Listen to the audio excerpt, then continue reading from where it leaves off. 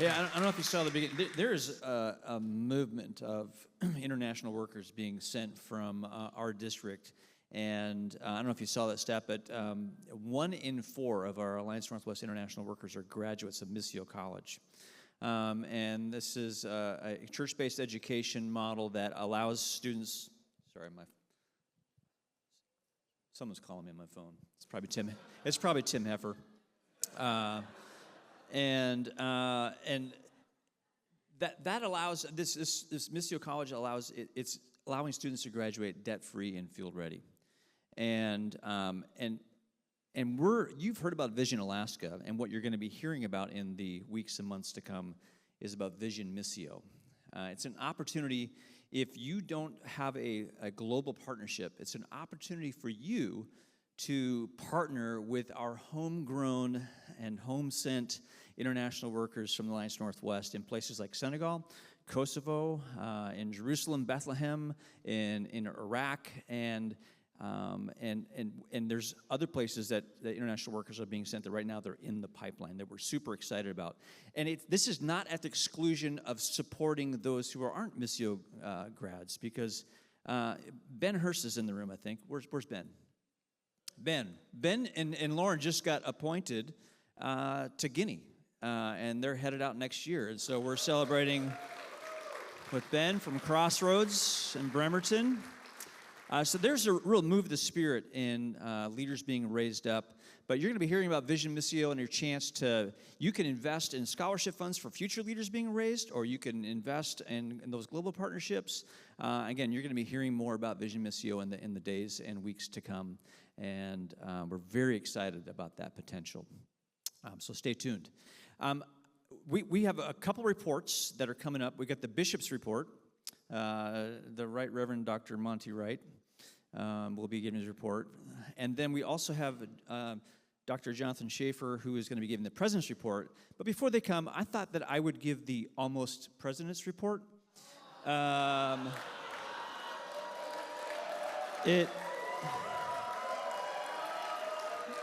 It just felt like the right thing to do. And so I wanted to give my report. It's a little bit shorter than Jonathan's. If you don't know, Jonathan and I we're both candidates for the president of our denomination, and we are very good friends. We've served on the national board together. We've interacted over the years. But with his permission, I'm giving my report, because here's the deal. We almost moved the national office from Columbus, Ohio to Kelso, Washington, where it belongs. Or Colorado Springs, or something like that. We almost removed the word premillennial from our statement of faith. It was close. It was close. One other thing I want you to know that I almost did was that we took our CMA manual of 702 pages at number 9 font. We almost reduced it to 5 pages at 24 font. It's under review by the bylaws. Tim Heffer's working pretty hard on that. We assume that will be almost passed here before too long. We almost were able to call women apostles. I'm just saying.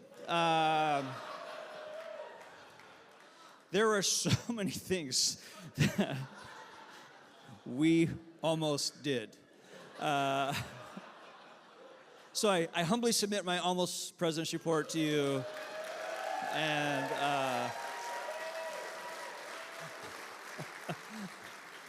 thanks, everybody. Look, Jonathan and I were talking, like, you don't know Jonathan probably very well, and some of you know me, and so you may think, we're in the same room. Are those guys, they talk? Are they okay? And we're good. We're good. Trina and I are very happy for Jonathan and Mary and support them. And in fact, we had a chance to even Zoom together and pray together before the election, and we're very excited to get behind Jonathan and where he's leading the alliance. So just thought you should know that. But if he goes down, I'm just saying. There's a chance. There's a chance. All right, buddy, you better get up here before things get bad. Hey, would you welcome Dr. Jonathan Schaefer?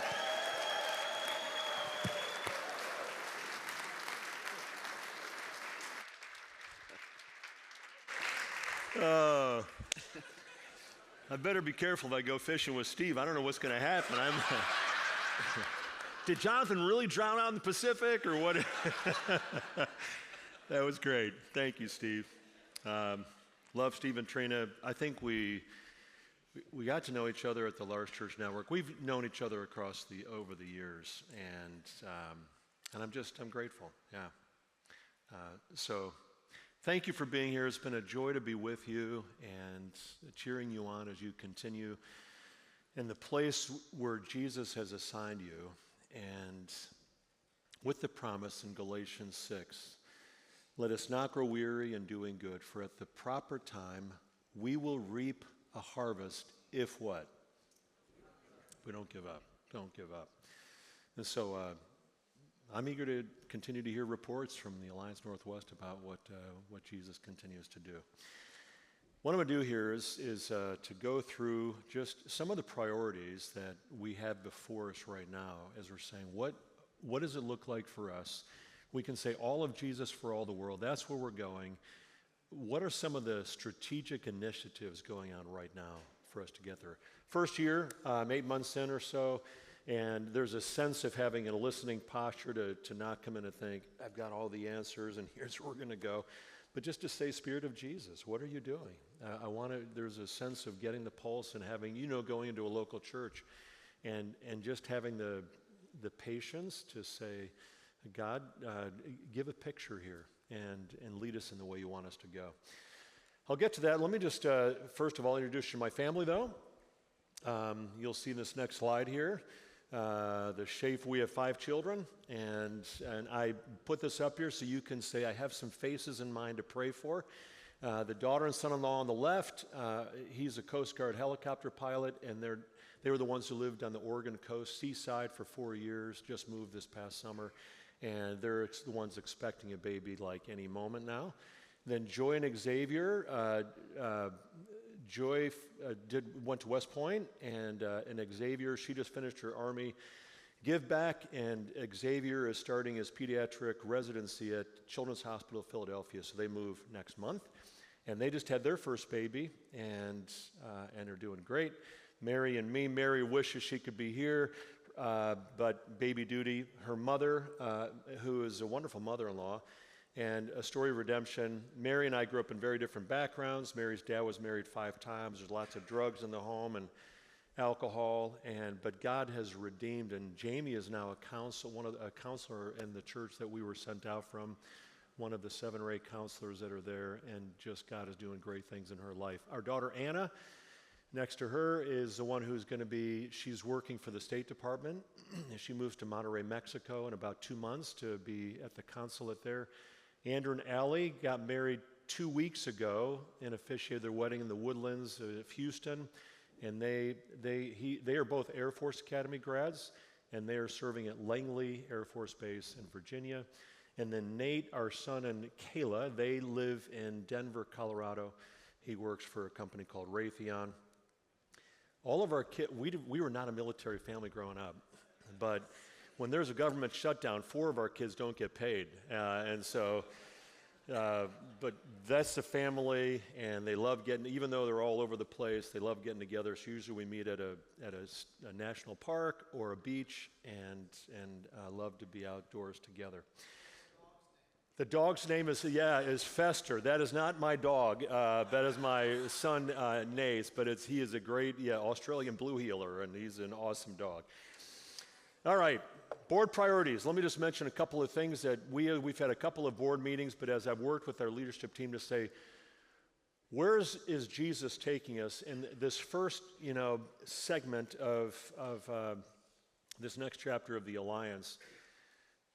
We have 7 priorities that we're working on right now. Let me just go through those quickly, and if we have I have 25 minutes here. If we have a chance for some Q&A thing, I'm going to go through fast. And then if you have something you're like, have a comment or a question, I'll welcome that. Priority number 1, develop robust pathways for raising up the next generation of pastors, church staff, and international workers. Perfect segue from Missio. Love what God is doing through Missio. You guys as a district should be really proud of what is happening there. And to see, I think it's almost 10% of comma workers right now. our graduates of Missio. I've met a few of them when I've been traveling and to see what God is doing. We're seeing that kind of some residency programs around the states, realizing that we probably need 400 to 500 new workers every year. The last 3 years, we've averaged 300 new licensed workers in the Alliance. But I'll just show you the next a couple of things here. You'll see the number of workers. I asked when I came into the office, I said, can I see a 20-year sort of data to get a pulse on where we are? And this is the number of official workers. If you go to the next slide, though, you'll see one of the concerns that came up here in the pie graph, you'll see is that of our official active workers, 34% are 60 and above. If you do 50 and above, it's 57%. We're going to pray for divine health of everybody over 50, right? And those below 50 as well. And so God is able to let people continue serving for many, many years. And if you're in that age category, all we're saying is that at some point we're passing the baton. Are there going to be sufficient people to take the baton and to run and to say, we're taking the next hill for kingdom purposes? And right now, with Nyack College having gone defunct, and we have 3 remaining colleges, but they're becoming broader in their sense of we're training people with a global worldview, but there's fewer who are being trained for vocational ministry. We need to see more pathways like Missio, lots of tributaries feeding the river of new workers. Next is the average age of official workers. You'll see that from 47 to 52. We still beat the national average. Evangelical official workers are about 54, 55 years old. Mainline are more like 57, 58. But that's a priority for us, is we need to see robust pathways for new workers who will be just, engaged in, who are Jesus-loving, Bible-saturated, Spirit-filled kind of people. Second priority, establish a national fund for church planting and worker development. God has already been answering this prayer. We're seeing some encouraging signs. But for both church planting and for worker development, you heard in the video people saying, I'm grateful to be where I am, and I'm not paying off $100,000 of debt. You know, right now, if someone goes to the traditional pathway, if they have a family that can help them or they get a scholarship, it's fantastic. But if you are taking out lots of loans and you wind up in a place where you have $1,500 a month of a payment, or your spouse has something as well as stuff. So if we can help to remove a hurdle, we're working on saying, what would that look like? So that's a second priority. A couple of things of what's happening with church planting in the U.S., or just where we are, a glance of the current state. We have just over 1,900 churches in the U.S., 327,000. That's an average attendance. There's probably more like 450,000 people who would say, the Alliance Church is my home church, but they go twice a month or whatever. $75 million is what's given to Great Commission Fund. So for purposes of what God is doing around the nation and around the world. And one of the things I love about who we are as a movement is we have, I think it's now 39 languages and dialects that are being we worship in every weekend in Alliance churches just in our own nation. Church multiplication, we're launching an average of 47 new churches a year for the last 6 years.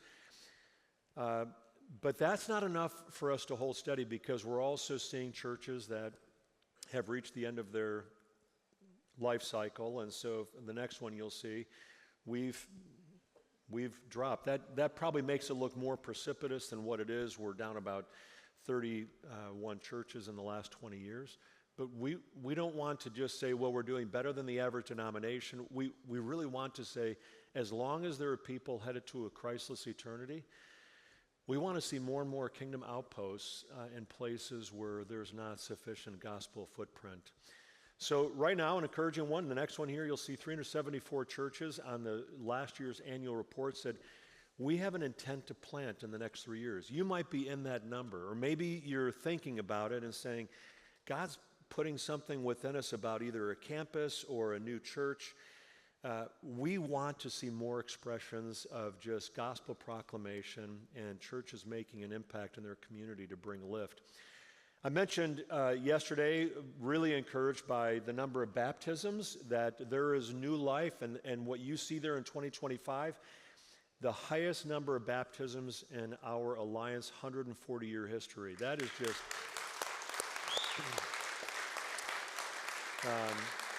yeah, giving thanks for that. Next is average attendance. I mentioned this, that's the attendance average, but not adherence, and so we probably should add that one as well. So priority number one, we said develop robust pathways for developing new workers. Secondly, to have a national fund to help make that happen, as well as for new churches. Third, pioneer high-impact partnerships with Alliance World Fellowship. We're already seeing this happen. I mentioned last night that now there's 60 partner networks. The Alliance is in 88 countries. 60 of those countries have like a national church network. So when the Alliance World Fellowship gathers every 4 years, like they did this past fall in Côte d'Ivoire, there are 60 national church presidents, delegates who come together. The U.S. and Canada probably have about 900 international workers combined. The other countries now have surpassed that, and there's 30 of those networks are sending out international workers. That's just something that's unusual for a denomination to see the multiplication taking place. But what we want to see happen here is, because of some current situations in our country and current administration, we are having difficulty getting into more countries. So, for instance, in India, the largest population in the world, the Alliance is not welcome in. Or I should say Americans are not welcome. I have a niece and her husband with the Alliance who were kicked out of India. Numerous of our other workers that's been the case. We maybe have one couple, I think they're actually from this district, who are with in India on a business platform, but most of our workers have been kicked out of the country. But there are other Alliance World Fellowship partners who can get in to places like India or other places where U.S. workers cannot get in. So how do we partner together to say we're in this together to see all of Jesus for all the world? How can we have better collaboration? We've had more years, decades of experience of sending out workers. So already the Alliance in the U.S., we've had opportunities to consult with other countries to say, here's some things that we learned, some failures that we've had, some successes we've experienced, and to share some wisdom and best practices from along the way. But we want to do better in working with other countries, so that's another priority.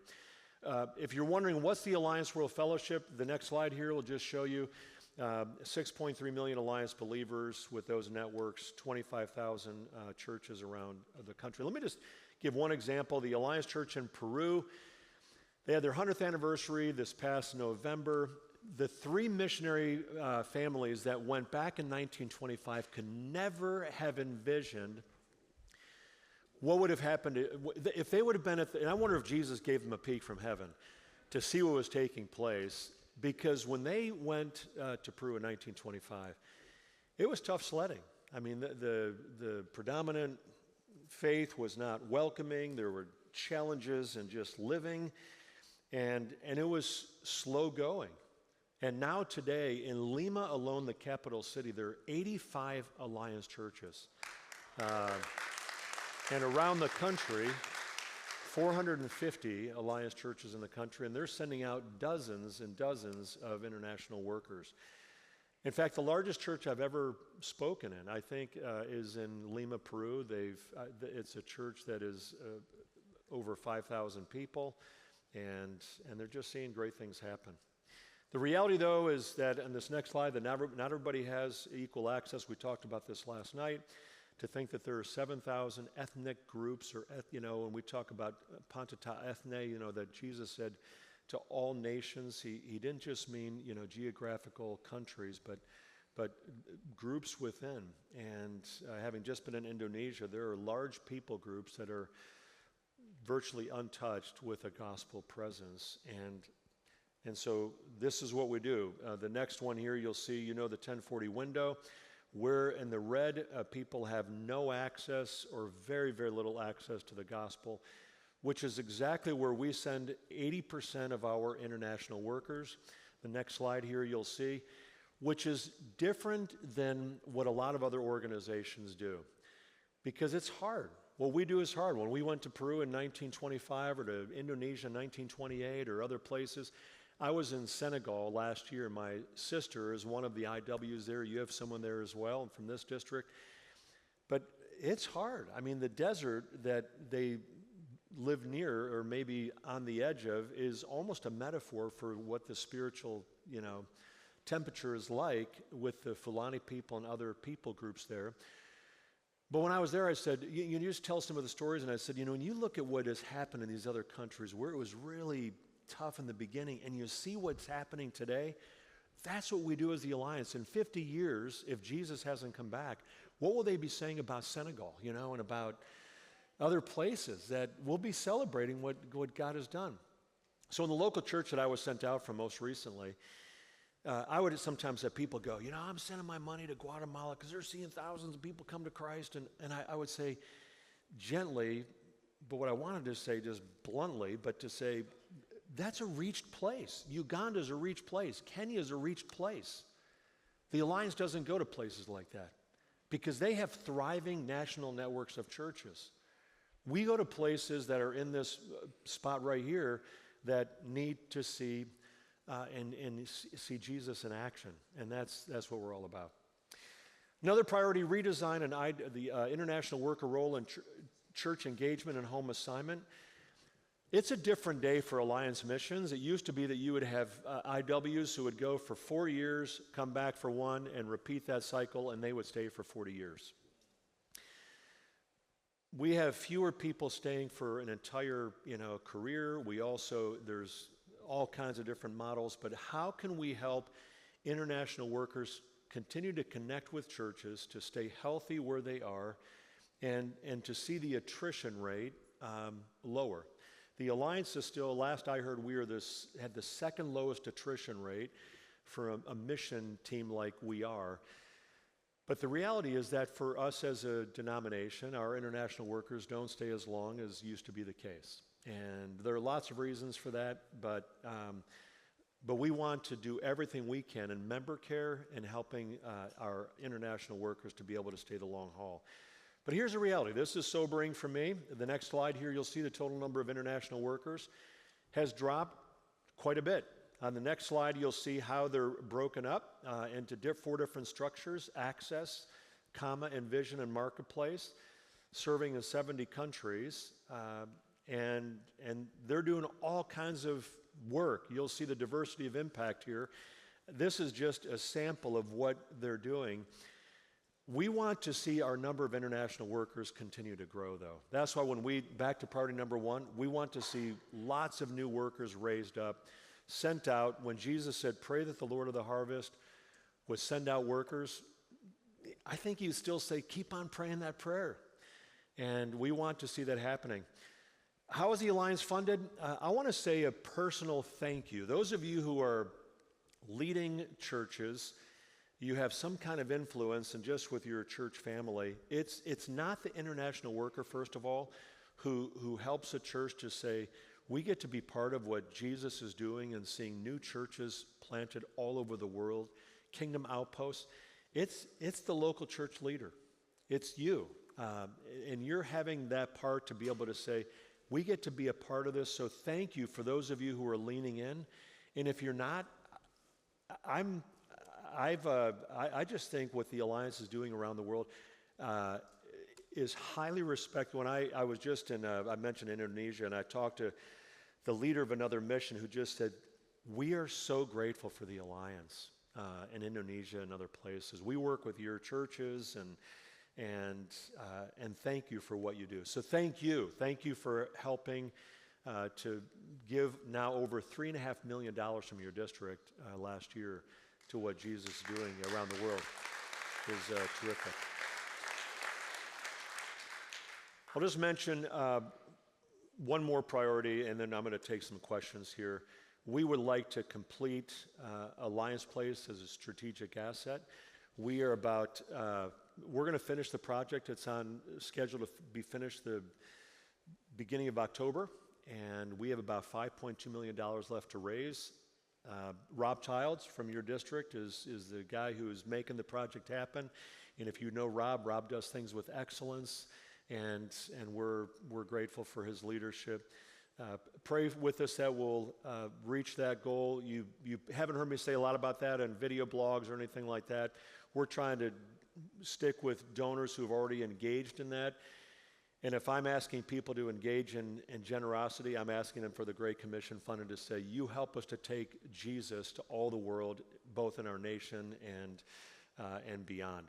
So, but you'll see another slide here with, the progress, and where they're even further along than that. They're putting this, the skin on around the skeleton there, and good things are happening.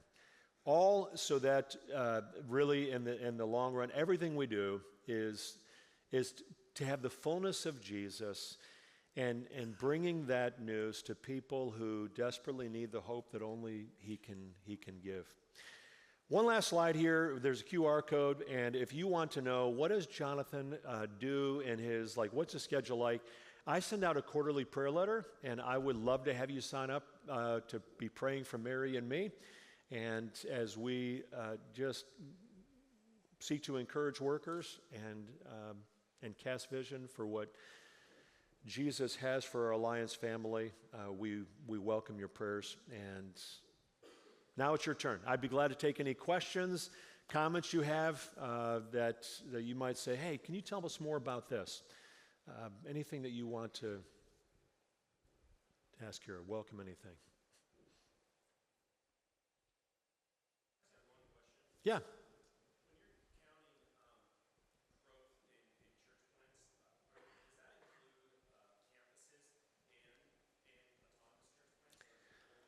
Josh, I'm almost sure it's both. Yeah, it's both campuses and church plants. I think they say new church expressions, and it includes both. Yeah, good question. That changed several years ago.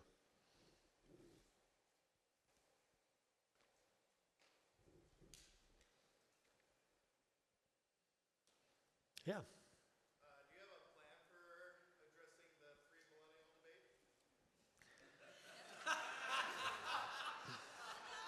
Yeah, Tim is going to be addressing that at council.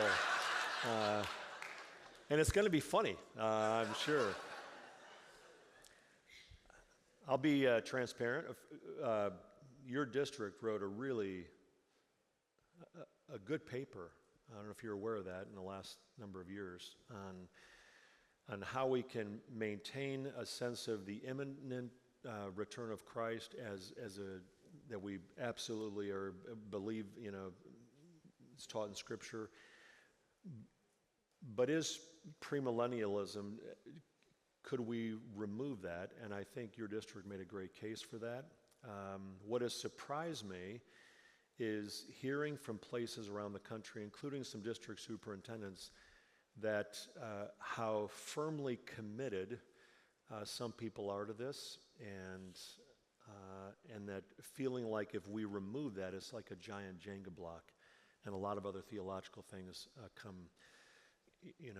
fall from that. I don't see that myself, and I'd be comfortable, like in the Evangelical Free Church, they removed that, and it did not, they had a great paper that they had accompany that, and the Alliance World Fellowship as a whole has removed this from their statement of faith. That's the global body of the Alliance.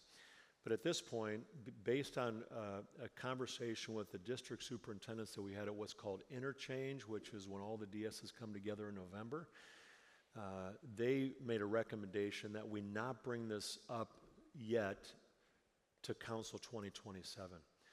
And so we accepted the wisdom of that and as a board, and so that will not come up at 2027. But they're continuing to work on some things. I'm really grateful because the district superintendents do the most work in terms of with their teams, in terms of licensing and just walking with people through this, their boots on the ground. And so Monty is part of that. And so pray with us for wisdom as we navigate that challenge. But but I think I just want to see as many people as possible be engaged in kingdom advance with the Alliance, and for that not to be a hurdle. Just being transparent, maybe you think I'm a heretic. I'm not sure where you stand on that. But I'm historic premill myself, but I'm not sure I want it to be a hurdle for people to engage in ministry with our broader family. So I don't know if that answers the question somewhat, yeah.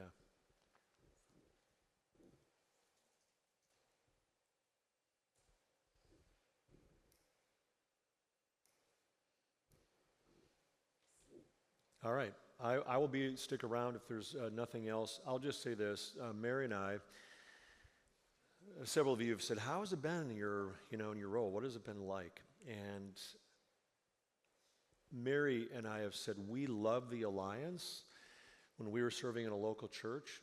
We love it even more today. I feel like I get a front row seat to see so many different creative expressions around our country of how churches are taking an outward focus to say, Jesus, you didn't just call me to serve the church family, these believers you brought together. You've called me to serve this community, this city, this countryside, this whatever kind of context you're in. You've called me to be a gospel presence in this area, and to see all of the ways that churches are reaching out. I just say, God, thank you. Thank you for what you're doing in this broader family of the Alliance, not only here, but in places around the world. So we'll continue to address, Lord, you've given us this mission to know you in all of your fullness as Savior, Sanctifier, Healer, and Coming King, and to complete your Great Commission.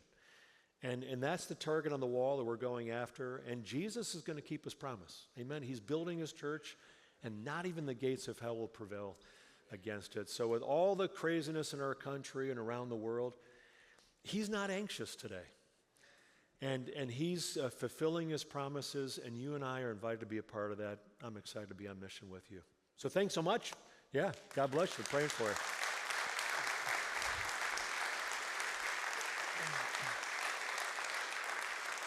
And now it's my privilege to introduce the one and only, the Bishop, Dr. Monty Wright. Yeah.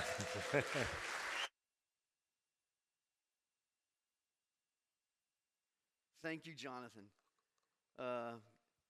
And good questions. As we move into some update first on the pre-mill, who had the pre-mill question?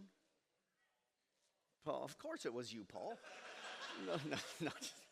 Yeah, I'm on a team that's been working on that particular issue to make some recommendations to the board of managers on how can we address this. And so, yeah, as Jonathan was right, that the DSS felt this wasn't the time to just send it back to council for another round of arguments. But let's look behind the scenes as far as what's the fear of removing pre-mill. What are the pieces of pre-mill that really matter that we don't want to lose any ground on? What are the components of that, so that if someone's coming in for licensing, that they would at least need to be here with us doctrinally and theologically, instead of just scrapping the whole thing. So there's been some good, robust work on that, and so you'll probably get some more updates, from me along the way as things are happening. But it is underway.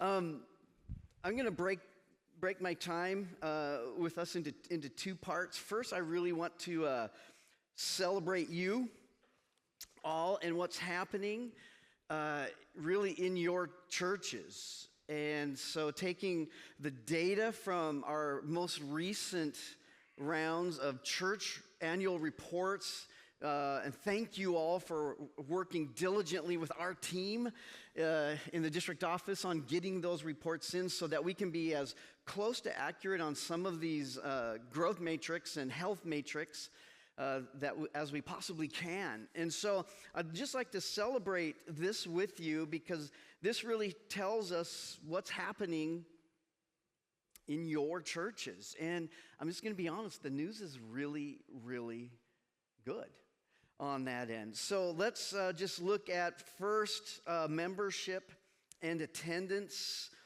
I went back for 5 years on this one, just look at how we've been doing as we're coming out of COVID, right? And we all know the dark valley of the shadow of death that time was for so many churches, particularly in our region. But if you look back as far as church membership, we were in 2021, 22,148 members in churches in the Alliance Northwest. In this latest report, we were up to 27,388 people. That's a 23.7% growth in membership in our churches. That is good news. And on attendance, those who are checking out your church, who are circling your church, maybe they haven't made that next step commitment yet, but look at these numbers too. In 2021, we were at 22,148. 2025, we're at 27,388. That's a 78.2% growth in that. So what we're seeing is that membership has grown steadily, but attendance has surged in these last years. And that's just a great indication that engagement and connections in our churches are accelerating as we look at what's happening across the district. And that is really, really exciting and confirming for what you're doing, that you are leaning in, you're taking this seriously. As we look at evangelism, some more good news. Baptisms in 2021, 447. Baptisms 2025, 1,133, 153.5% growth.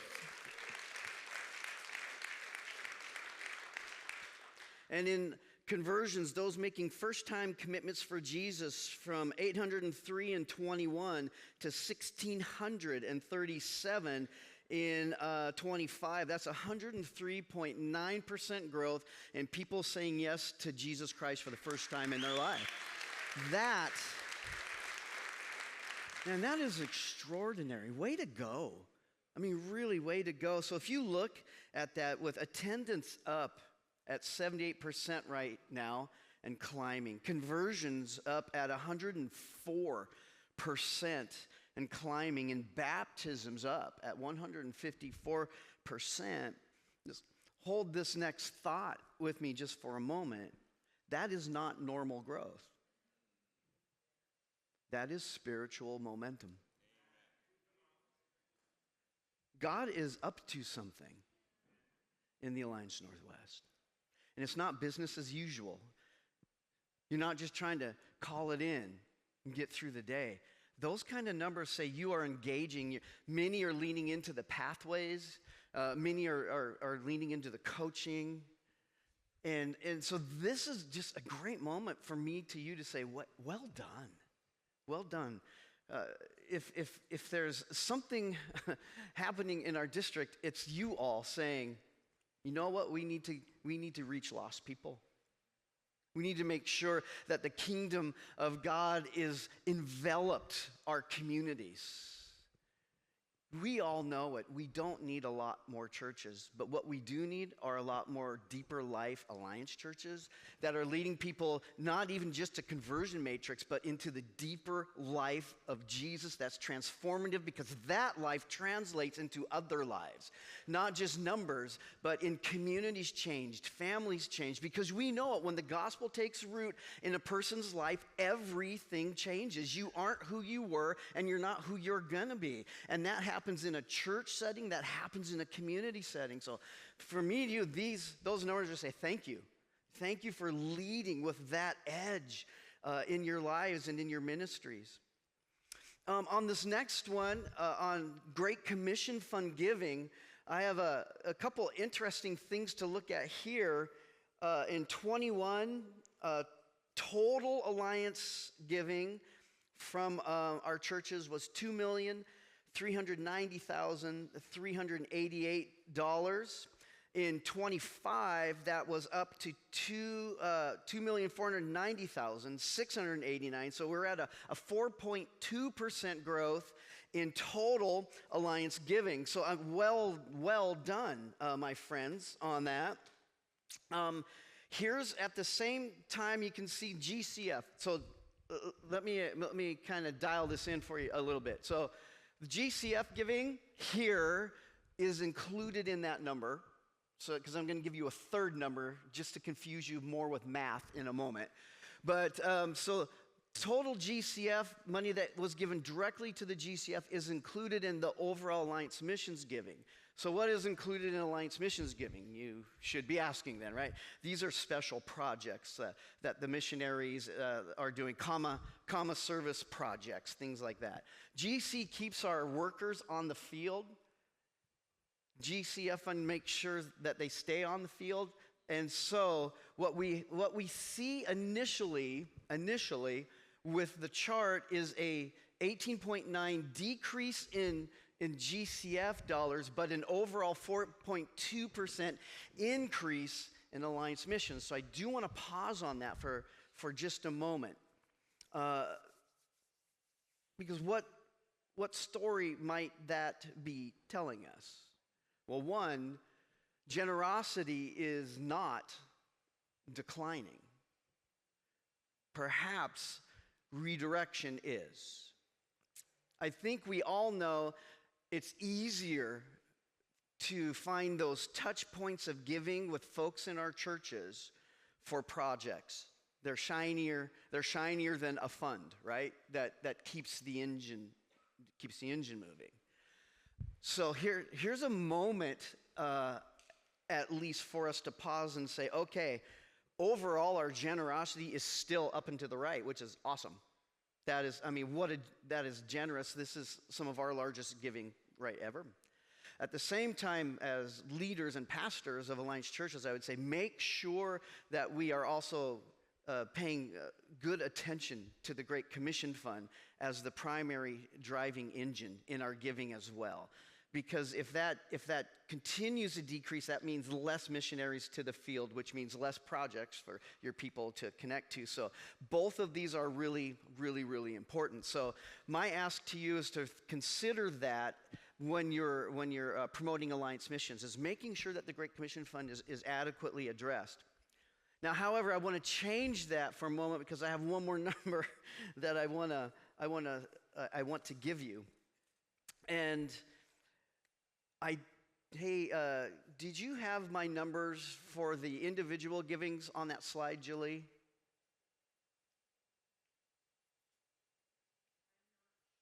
Okay.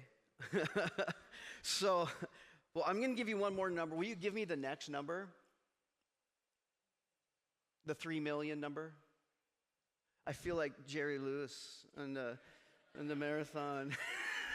Can I see the number? All right, so we got a report in. So the numbers I just gave you were directly from our churches in that I can count out of your annual report. So we always know, give or take, a percentage on that for those who didn't get their reports turned in, etc. However, we also have another number Steve and I were looking at, that there was 3 non-Alliance churches within our district area that gave $65,000 to the Great Commission Fund or to Alliance Missions. We haven't been able to determine where exactly it went with the information from the national office to us. But also, the number that is still in my head, the individuals that gave to Alliance Missions was 1,068,000 something. That's significant. That means our total dollars given to the Great Commission Fund through the Alliance Northwest region was 3,624,000. That is substantial. What we're trying to figure out is how can we attach maybe some of those names to your churches. If they were your people, but they gave individually apart from your church, some of it could be that. It could just be other people that know Alliance missionaries that aren't connected to an Alliance church. So those are some pieces that we're going to try to figure out with the national office, because that negative 18.9% probably isn't actually a negative then, if we're looking at that, right?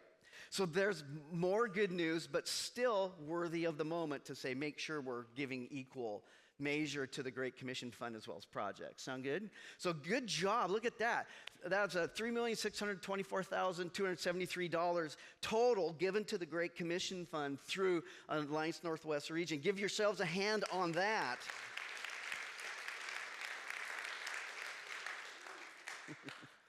I have one more stat, and then I want to cover something else. But on short-term trips that we get this data, I thought this was interesting. Churches taking people to CNMA fields in 21 was 56. Now we all know why, right? 21. There were still masks and a lot of shutdowns still happening in that point. That 56 people or 56 fields were hit was probably pretty good. As we look to 2025, though, look at that, 216 fields in this last year, so 285.7% growth in movement towards taking short-term groups to CNMA fields.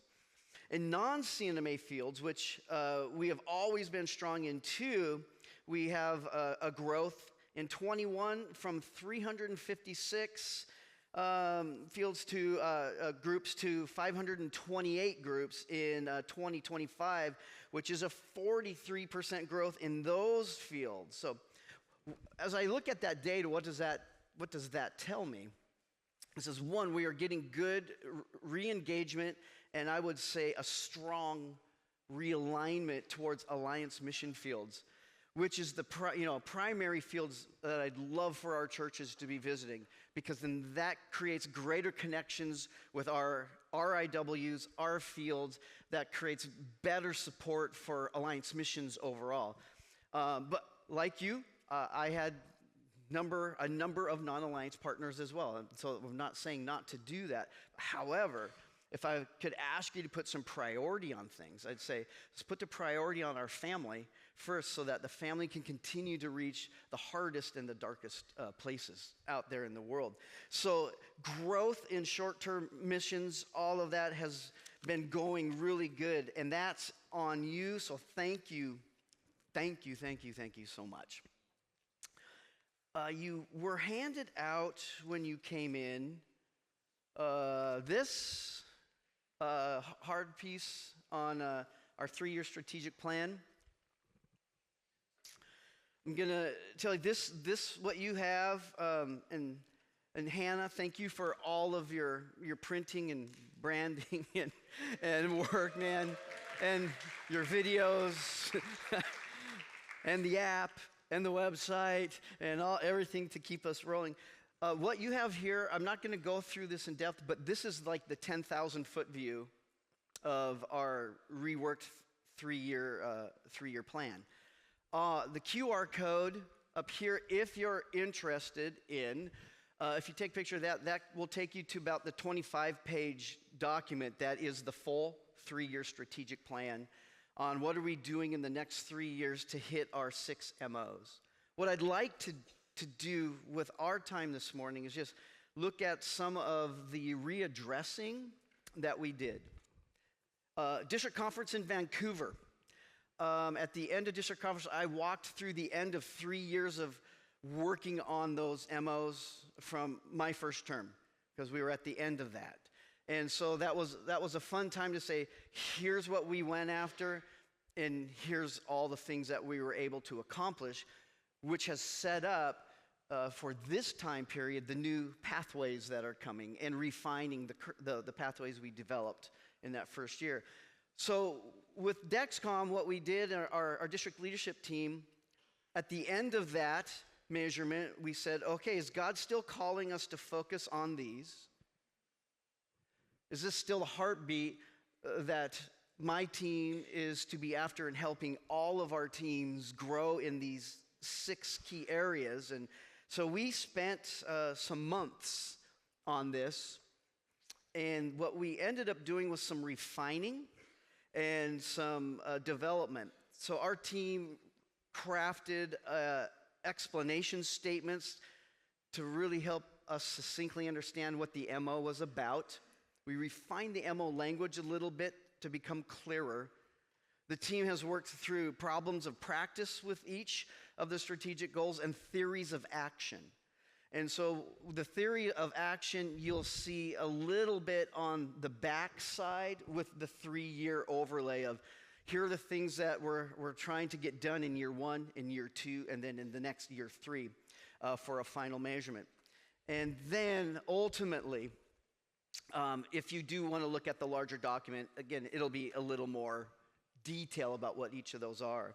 But I'd love to go over those because our district board felt we've had great movement, but there's still more movement for us in these particular areas. The first MO is developing healthy kingdom leaders. This is about soul care for our leaders, mentoring, leadership formation. What, in a nutshell, is this one about? Well, we develop and we multiply spiritually vibrant, emotionally healthy leaders who bridge cultures and equip others to advance God's work throughout the world. And some new things coming out of that you can see is work has begun on really trying to build out a soul care ecosystem throughout the Alliance Northwest. We're working to bring in some retired pastors to really help us with coaching the next round of licensed and ordained workers coming into our pathway. And looking at some numbers to measure as far as the number of people engaged throughout regional work. Our MO number 2 was cultivating spirit-empowered churches. We're about prayer, Holy Spirit formation, and the deeper life. Explanation statement: we awaken and activate congregations to move in Holy Spirit power through healing, physical, emotional, spiritual, and relational, and evangelism, prophecy, deliverance, and fervent prayer. Some of the pieces that was coming out for that was the Pentecost Prayer Guide. How many of you are getting the dailies on that? If you're not getting that, I'm really thankful for that. You can get a daily text to take you right to the Pentecost Prayer Guide that we're in right now. But we're launching the next round. We've already launched cohort 2 of the Deeper Life Academy, and we're looking at getting to cohort 3 very soon for that. In MO3, advancing women in pastoral leadership, about licensing, mentoring, barrier removal, and education. The Alliance Northwest, we recognize and celebrate the essential contribution of women as a full expression of the Imago Dei. Therefore, we create pathways to dismantle barriers for women in church leadership, ensuring their advancement into licensed and ordained ministry. And one of the things we're launching right now is really trying to get a comprehensive baseline on women who are in ministry positions but maybe haven't been invited into the process, because we need you. And we need to create pathways and processes for women to move in pastoral leadership. MO4, building a multicultural district. It's about cultural intelligence, partnerships, and equity for our leaders. In the Alliance Northwest, we are continuing to champion a Revelation 7:9 vision by equipping churches and leaders to embrace, include, and serve our region's culturally diverse communities. By committing to grow in our cultural intelligence, we create spaces of belonging that strengthen our ability to reach and to empower all of God's people. I was really thankful to have Dr. DeMoss with us this week, as he is partnering with us in some of these key critical areas as we help you assess your neighborhoods, the culture that's in your church, and tool you up to better reach all of those that you are surrounded with. MO5, It was mobilizing churches for innovative mission, helping our churches in the Alliance Northwest experience holistic mission and community engagement and how to tell your story. So we equip leaders to engage in holistic mission by identifying community pain points and creating sustainable ministry models. Churches will share Christ's love through the intentional, hands-on discipleship opportunities. So many of you have already taken advantage of the symposium, what's happening there. And there are more equippings and more trainings that will be coming out in the next couple years on that end as well for you. And our last one, MO6, was catalyzing a multiplication movement. Here's the shift. Here's the shift on this. And I would say, as a pastor in the Alliance Northwest, and as a church planter, whenever I heard the term multiplication, I immediately just thought about church planting, which is probably pretty true. However, here's what I would bring before you this morning. Multiplication is more about thinking in terms of our churches being portals where we are reproducing disciples who can reproduce disciples, who can reproduce disciples. Our churches need and necessarily must be places where leadership development is happening. What has been going on for too long, and I still hear it, is like, where are you finding church planners?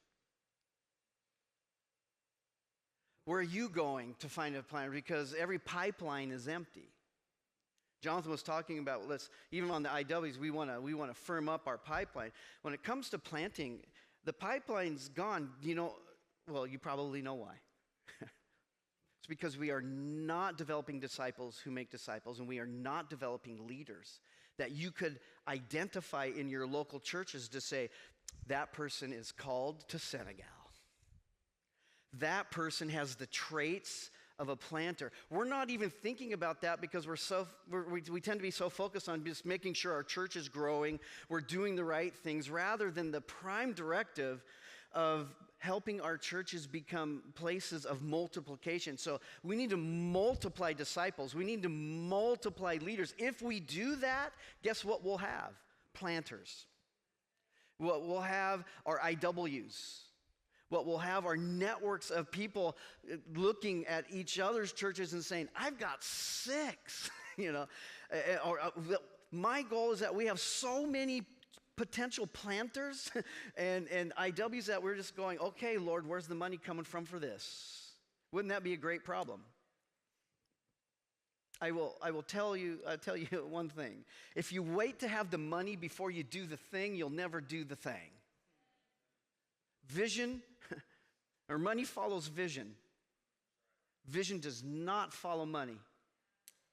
And too many of us miss that. It's like, well, if I only had this much cash, well, then we could do this and this and this. Man, if we can learn anything from Simpson, it's how to be scrappy, right? Simpson's Irregulars, how do we get scrappy? Let's figure out a way, because this is more important to God than it is even to us on our best day. So this transition for MO6 is, from the bottom of my heart, which is where I want to go just with this last portion of my time, is this. I am praying fervently for us to really become Antioch churches in the Alliance Northwest. All the lead pastors, you received that book, The Antioch Way of Church Planting. We've had some great conversations with the author of that book, the church planting team, and myself on that. We are developing right now with Steve, with the shift with Steve. I put Steve on point for let's build out this multiplication pathway that can go along with the revitalization pathway too, because their revitalization, you're getting great skill sets in there. This is about building that reproduction culture, not just outreach. getting refocused. But this is about, how do I actually develop disciples who develop disciples? And how do I develop leaders that I can identify for future leaders in the CNMA, particularly in the Alliance Northwest? So powerful to have leaders coming out of the Alliance Northwest to serve in the Alliance Northwest, because they get our culture and they understand where we're going. So that's a shift on MO6. And you'll see some of the key things that we will be operating there.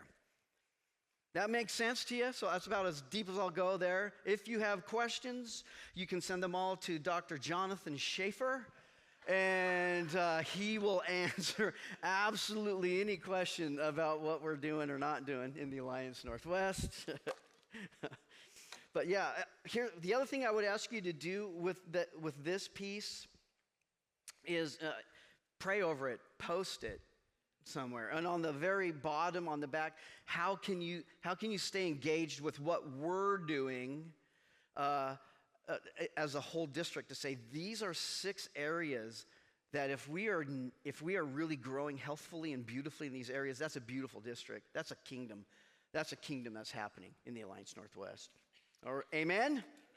All right. So I'm going to pause for a second here to give us a update on Vision Alaska. So we have one more director's report for you to see, and then I'll come back to wrap.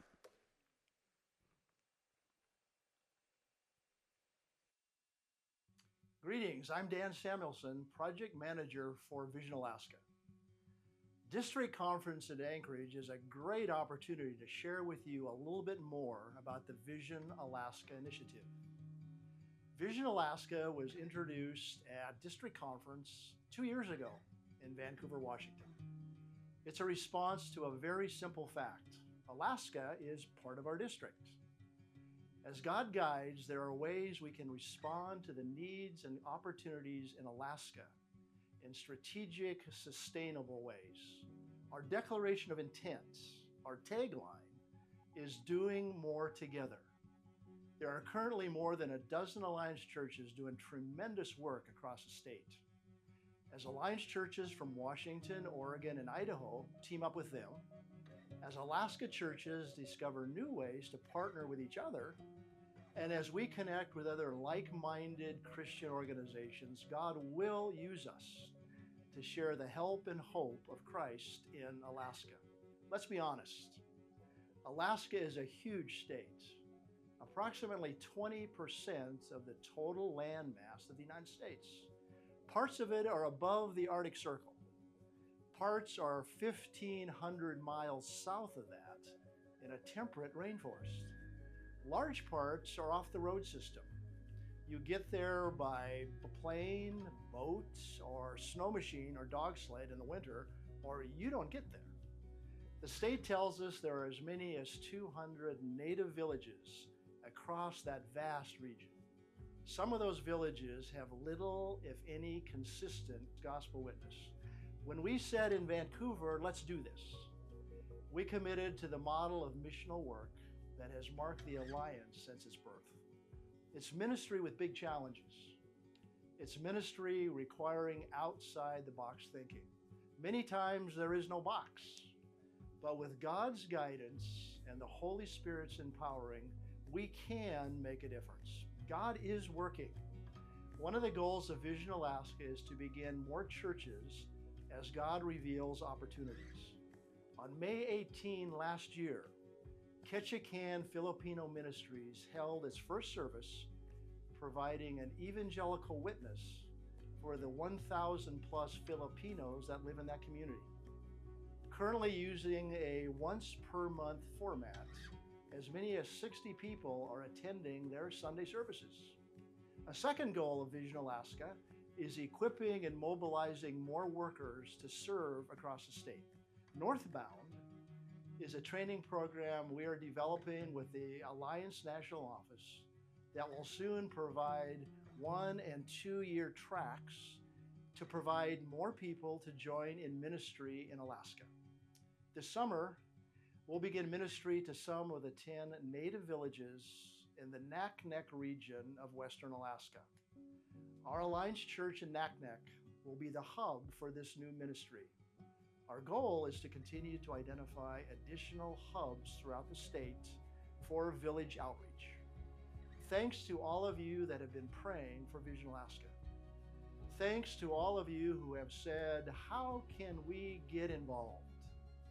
Thanks to the individuals and churches who spent a few days or a week or two on site working in an Alaska community.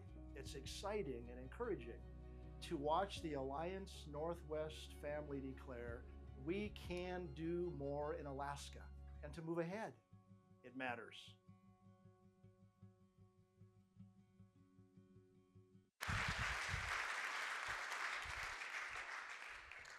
Dan, thanks for your update.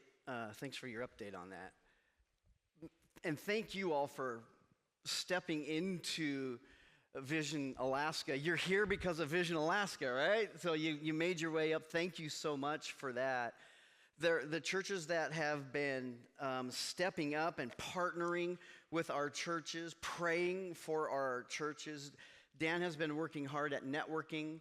I think we're getting pretty close to being able to have a leadership development process for Alaska leaders from people in Alaska in the hard to reach areas. So developing something that can be delivered across the vastness of Alaska for basic ministry as well as farm system for identifying potential pastors. Maybe they do that second year and they end up licensed for more ministry. So that's a work you'll probably hear a lot more about in this next year as that's coming to fruition. But God has been moving, and thank you for your partnership in that. If I could just say one small piece on Vision Alaska needs, obviously I'm praying for where the right Antioch churches to plant in Alaska. There's some places we aren't anymore. Are those the places? Maybe, maybe not. I'm really excited about Pastor Bubba at Knack Neck. Bubba, are you still in? Right, hey, see Bubba back there? So, man, thank you for stepping into this and allowing us to look at how can we help partner there in a hard area, a really, really hard area. And so, one, thanks for your leadership. And thanks for stepping into this next layer. I'm going to throw out one thing that wasn't actually on my list to tell you, but it's a crucial need. I have one particular church that has really gone through the ringer, and that's on Prince of Wales Island, and it's Hollis Community Church. And we kind of had a pastor blow out of there a while ago, and Pastor Mike Ash and his wife Julie have been faithfully holding presence with a very small congregation. Jubal's church from Heartwood, and then Mike Tucci's church from Lebanon have made their way out that direction. It's heading towards Nocatee Bay. Here's what we have, and here's what makes the ask unique on this one. I need someone or a couple, maybe even if they're retired, who have good, robust faith, biblical skills, a capacity to be chaplains, who would even go for 3 months so that we could start to build underneath to say, what can we do? We're not even out of triage, right, with this thing. And when you have a church in a community that's that small and you only have 10 people and 15, 18 on a good Sunday showing up, you already know there is zero money in a church like that. There's no money to just get anyone in to do anything. And in that area, there's not a lot of jobs. If there are some people in your churches that you know who might be able to do 3 months, 6 months. There is a parsonage there that Jubal's church particularly has been remodeling and painting. God bless you, Jubal and Sam, on that to get it ready for the next pastor. But it could also host somewhat of an interim person. But that is someone that has their own income stream, right? So we could see what we can do to help. But if you would pray, if anyone comes to mind, You can get that name to Dan Samuelson and to myself, and we'd love to talk to them about what we could do for Hollis. It just weighs heavy on me every single day because those people matter, and that community in Hollis is a very strategic point of entry onto Prince of Wales Island. It's right where the ferry drops people off once you hit Prince of Wales. So it's right there. It's super strategic.